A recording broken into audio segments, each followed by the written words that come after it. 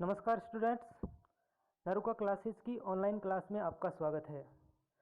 Dear students, हम एक बार फिर हाजिर हैं आपके लिए एक और वीडियो लेकर। छात्रों, पिछली वीडियो में आपने अवतल दर्पण द्वारा विभिन्न स्थितियों पर बनने वाले प्रतिबिंबों का विस्तृत अध्ययन किया। इस क्लास में हम समझेंगे कि कैसे एक आसान सी ट्रिक्स के द्वारा हम अवतल दर्पण द्वारा विभिन्न स्थितियों पर बनने वाले प्रतिबिंबों की स्थिति, प्रकृति एवं आकार को हमेशा हमेशा के लिए कैसे याद रख सकते हैं। छात्रों, बहुत सारे छात्र इन स्थितियों को लेकर कंफ्यूजन में रहते हैं कि वस्तु को यहाँ रखेंगे तो प्रतिबिंब कहाँ बनेगा। तो इस वीडियो को पूरा देखने के बाद आई होप कि आपका ये कंफ्यूजन हमेशा के लिए खत्म होने वाला है। तो स्टूडेंट्स, लेट्स स्टार्ट। जैसे कि छात्रों, हम दर्पण के सामने किसी वस्तु को, अब दर्पण में अवतल दर्पण के सामने की बात कर रहे हैं हम, तो अवतल दर्पण के सामने किसी वस्तु को 6 स्थितियों में रख सकते हैं। तो आपको पता है कौन कौन सी वो स्थितियां हैं? आप रिकॉल कीजिए। ओके, आपको पता है कि ये 6 स्थितियां हैं। पहली स्थिति अनंत पर, दूसरी स्थिति अनंत और वक्रता केंद्र के बीच में, तीसरी स्थिति वक्रता केंद्र पर, चौथी स्थिति वक्रता केंद्र और फोकस के बीच में, पांचवी स्थिति फोकस पर, छठी स्थिति फोकस और ध्रुव के बीच में। तो हमने ये 6 स्थितियां जान ली। तो अब आप इन पहली स्थिति, दूसरी स्थिति, तीसरी स्थिति, चौथी स्थिति, पांचवी स्थिति और छठी स्थिति, ये वस्तु की स्थिति है। इस तरह से इनको 6 नंबर दे देते हैं। पहली स्थिति अनंत पर, दूसरी स्थिति अनंत और वक्रता केंद्र के बीच में, तीसरी स्थिति वक्रता केंद्र पर, चौथी स्थिति वक्रता केंद्र और फोकस के बीच में, पांचवी स्थिति फोकस पर, छठी स्थिति फोकस और ध्रुव के बीच में। इस तरह से हमने इनको 6 नंबर दे दिए, 1 2 3 4 5 और 6।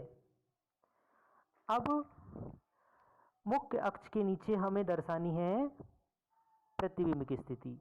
मुख्य अक्ष के नीचे क्यों दर्शानी है? क्योंकि हमें पता है कि अवतल दर्पण में बहुत सारे प्रतिबिंब, एक अपवाद है बस केवल, बाकी तो सारे के सारे प्रतिबिंब वास्तविक बनते हैं और उल्टे बनते हैं। उल्टे बनेंगे तो वो कहाँ बनेंगे? मुख्य अक्ष के नीचे। तो मुख्य अक्ष के नीचे की तरफ अब हमें प्रतिबिंब की स्थिति को अंकित करना है। अब यहाँ पे क्या करना है आपको? 6 वाले अंक को छोड़ देना है 5 वाले के नीचे से। 5 वाले अंक को 1 नंबर देना है, 4 वाले को 2 नंबर देना है, 3 वाले को 3 नंबर देना है, 2 वाले को 4 नंबर देना है, 1 वाले को 5 नंबर देना है। इस तरह से यहाँ पर 6 को छोड़ देना है, याद रखना है 5 से शुरू करना है।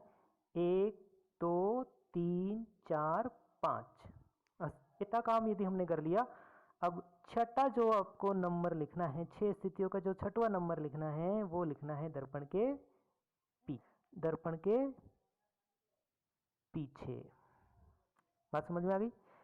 इतना कर लेने के बाद हमें और कुछ भी नहीं करना। अब हमें वस्तु की स्थिति और प्रतिबिंब की स्थिति में केवल अंकों का मैच कराना है। प्रतिबिंब की स्थिति 1 नंबर पर है तो इधर प्रतिबिंब की स्थिति 1 नंबर पर है तो 1 नंबर का प्रतिबिंब कहाँ बनेगा? 1 नंबर पर। 2 नंबर का प्रतिबिंब कहाँ बनेगा? 2 नंबर पर।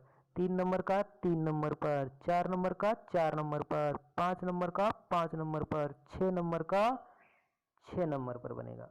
यानी कि इस तरह से आपने नंबर दे दिए यहाँ पे और इस तरह से आपने नंबर ले लिए। तो अब आपको अंकों को मिलाना है, 1 को 1 से, 2 को 2 से, 3 को 3 से। इस तरह से ये ऊपर वाली तो हो गई वस्तु की स्थिति और नीचे वाली हो गई प्रतिबिंब की स्थिति। इस तरह से आप कहीं भी किसी भी स्थिति को समझ सकते हैं। जैसे हम 4 नंबर को ले लेते हैं, जैसे हम 4 नंबर को ले लेते हैं, 4 नंबर को किससे मिलाना? 4 नंबर से। अब प्रतिबिंब की वस्तु की स्थिति क्या है 4 नंबर पर? वक्रता केंद्र और फोकस के बीच में। तो प्रतिबिंब की स्थिति 4 नंबर पर क्या बनेगी?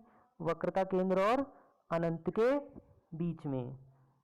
अब जैसे हम यहाँ पे 6 नंबर को ले लेते हैं, तो 6 नंबर में वस्तु की स्थिति क्या है? फोकस और ध्रुव के बीच में। तो अब 6 नंबर को किससे मिलाना है? 6 नंबर से। 6 नंबर पर प्रतिबिंब की स्थिति क्या बन रही है? दर्पण के पीछे। ये तो हो गई बात इनकी स्थिति की। आकार के बारे में आप समझिए। प्रतिबिंब का आकार देखिए, यहां से यहां इस तरफ बढ़ेंगे तो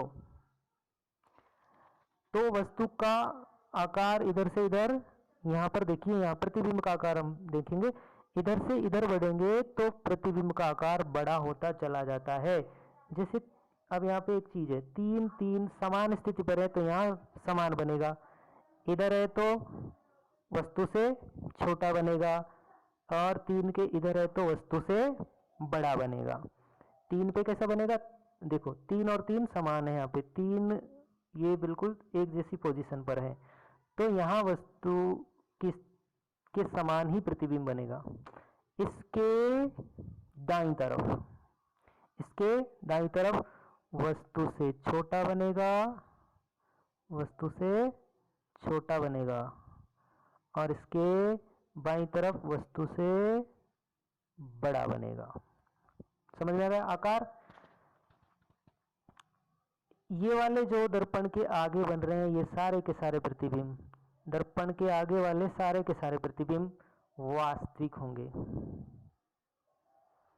और इधर वाला एक प्रतिबिंब जो बनेगा वो आभासी होगा।